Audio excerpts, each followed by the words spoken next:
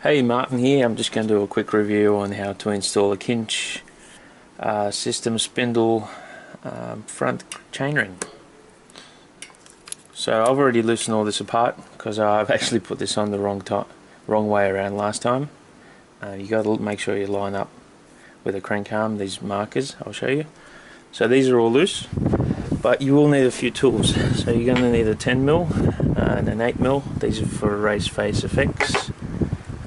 Crank remover tool and this multi-spline tool. Let's get started. And probably a little pick, you'll see in a minute what for. And I use some retaining compound when I fit the chainring on. It just stops creaks if you're ever worried about them, but that's a personal preference. So grab yourself a 10mm. This is obviously already loose. Undo a lock nut on the outside. Grab yourself an 8mm. Again, it's already loose.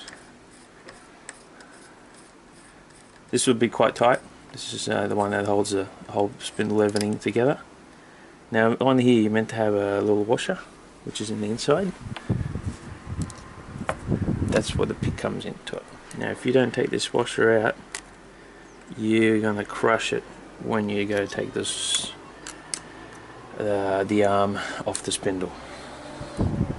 So just make sure, remember which way that goes. They generally press, when you press them, they have a bit of a concave to them, so just put them on. I've already greased all these up before. You would get your crank tool, so you first off take the chain. Oh.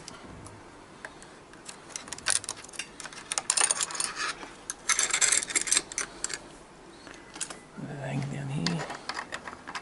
So make sure you wind this in. So what that does, that winds in, and as you wind the second one, as you can see, it actually pushes your arm off the spindle.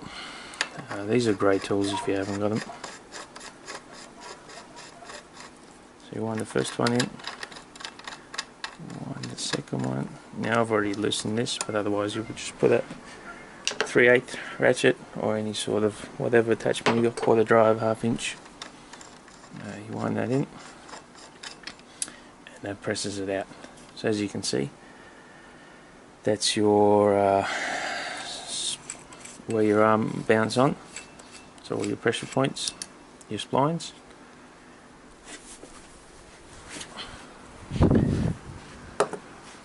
Now this is where this tool comes into it. It's obviously, this is a great setup. Instead of bolts, you just got one ring. Now this, you tighten this up to 40 Newton meters.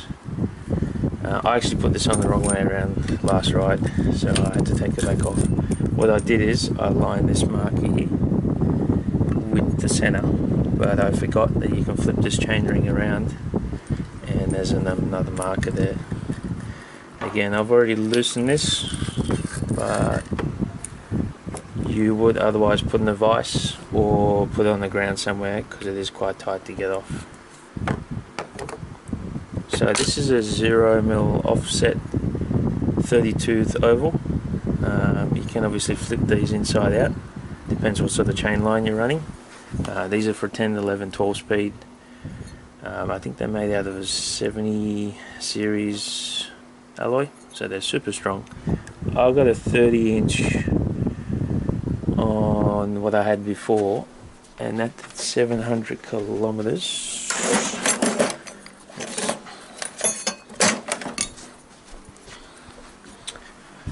And this one's still good. I just put a new chain on, but this, yeah, it's got 700 kilometers on it, and it's not exactly really ovaled out. These are narrow wide, so you generally won't get points on top of them, but they will chop out these little edges and they will get oval. You'll generally hear them when they're dragged around. You'll hear the chain dragging, but I've put a new chain on and the chain's not dragging, which is a good sign that that may go back on if I don't like this, which I've had one ride on. I had it fitted the wrong way, but it didn't impress me as much as yeah, something to try out.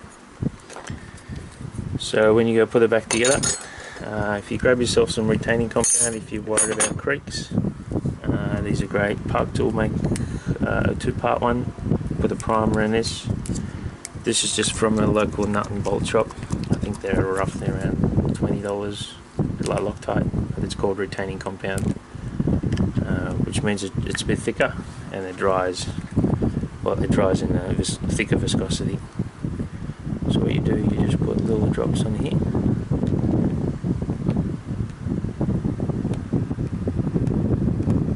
You don't have to use a lot of this stuff. You're just trying to take up any sort of slack that the metal has. So from your machining side of points. Got a bit of a wipe.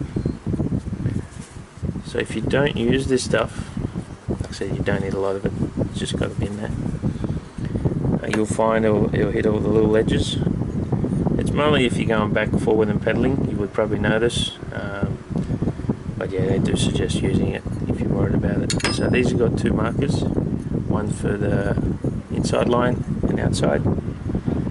Make sure when you put it on, what I did, I put it on like this, but when you flip it back around, it's in a different spot. So you gotta make sure as if you're putting it on the bike, so that lines up with the bottom. I'm pretty sure that's how it is.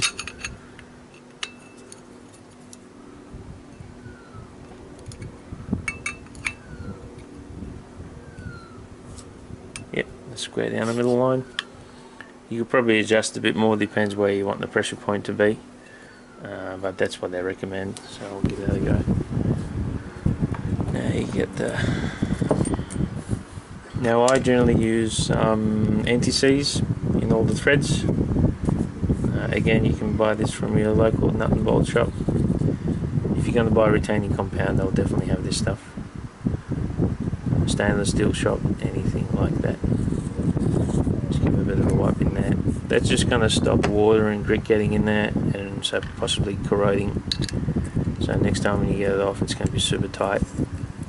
And it has a little bit of a grit to it, so it kind of makes it bite in, and it's a bit harder to loosen off in mid vibrations. So grab your little tool, let's put this down. Now these are 40 Newton meters. If you got yourself a torque wrench, awesome. These 6.2s, I just got it the other day. They're great. If you don't, yeah, I'm sure you know what 40 Newton meters probably feels like. Just remember all these are aluminium parts, so don't swing right off it. This is a 3/8, I need a 1/2 inch. Need the other adapter.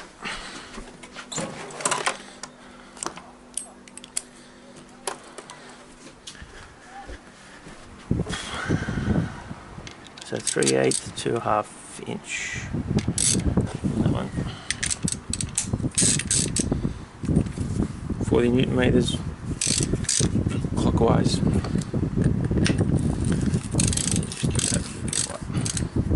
You've got to make sure you hand tighten, thread these in because it's aluminium. If you cross thread that, it's kind of game over for this little ring. You'd have to go back to a bike shop.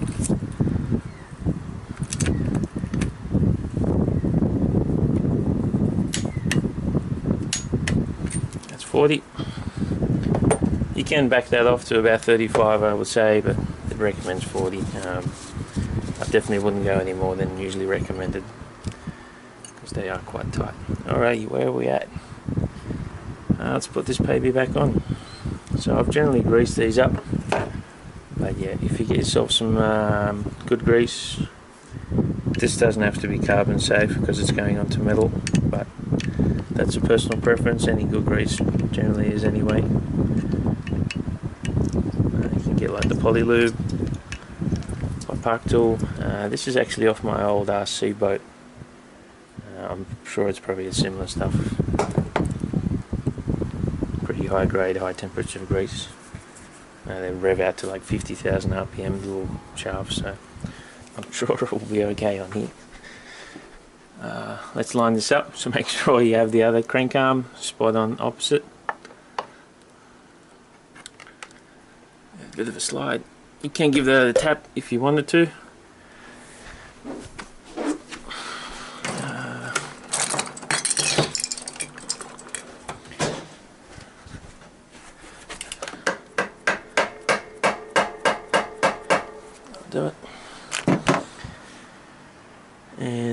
8mm. Grab yourself 8mm lock ring. Now you put anti-seize on there as well. I've already got heaps on there, so.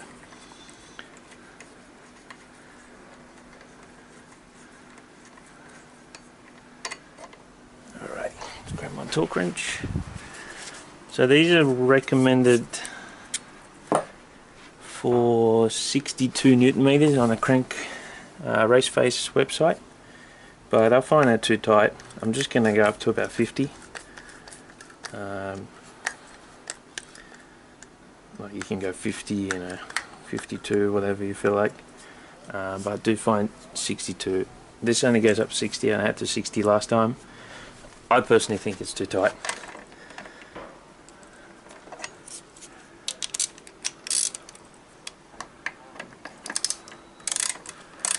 Clockwise. Make sure that washes inside, because if you haven't put it in there, you will never get these on right.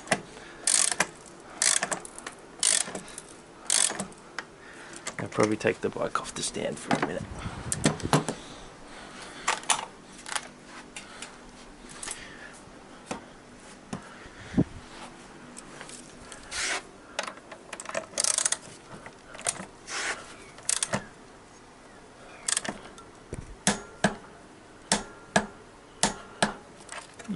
Maybe go to 55.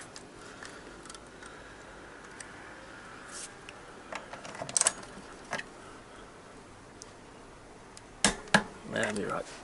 That felt about right for my own hand. So 62 would be way too tight. This thing back up. Now I'm working on a Pivot Firebird 29er. Yeah, great bike. Just got about 4 months ago. Where are we at? Whoop. Now your little lock ring. If you grab yourself a 10mm.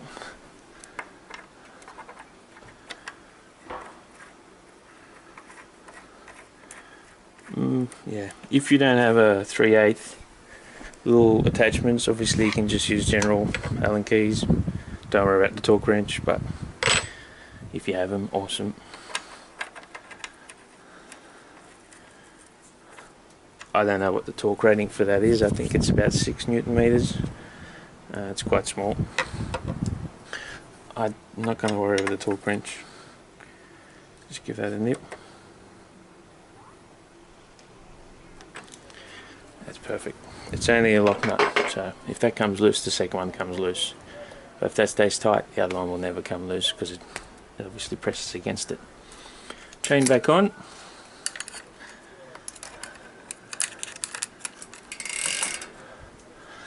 I'm going to refit my little chain guard.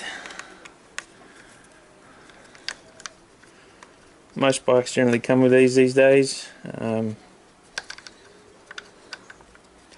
They're great if you like to fly around. Obviously you'll never drop a chain.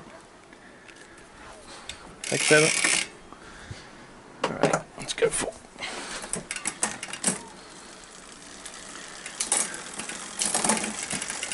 Now I haven't checked my gearing from last ride, and the oval was doing some funny things that never happened with the round.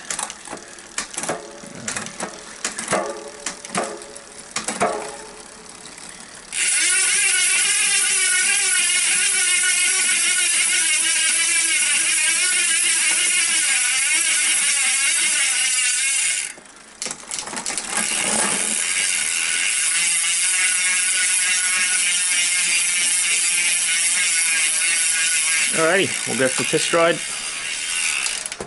and see how she goes.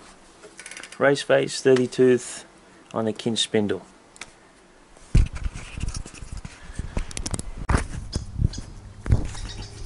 Hey, Martin here, just going to quickly overview the 30 tooth RaceFace oval chainring that I installed today. So here it is.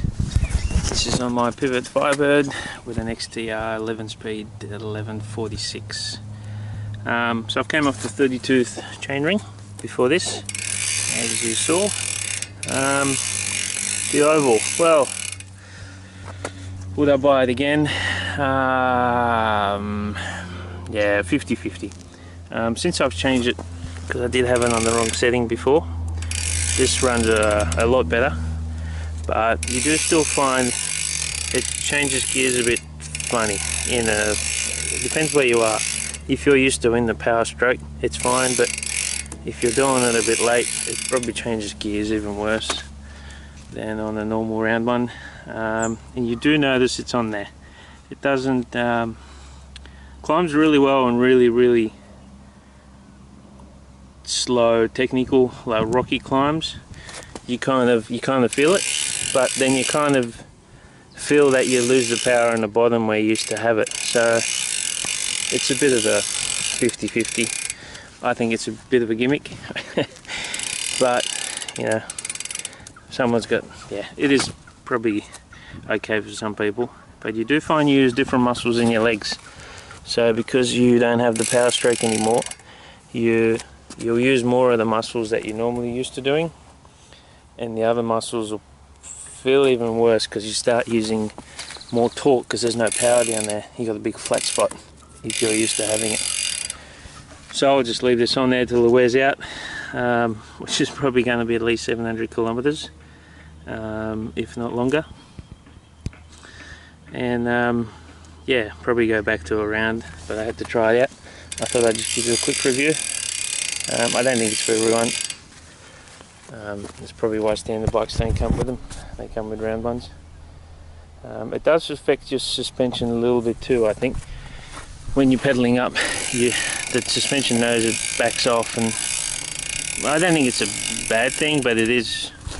You might get an extra bit of like a bob, because you go through the stroke and then back into a normal, and the suspension kind of slackens out and pushes back on.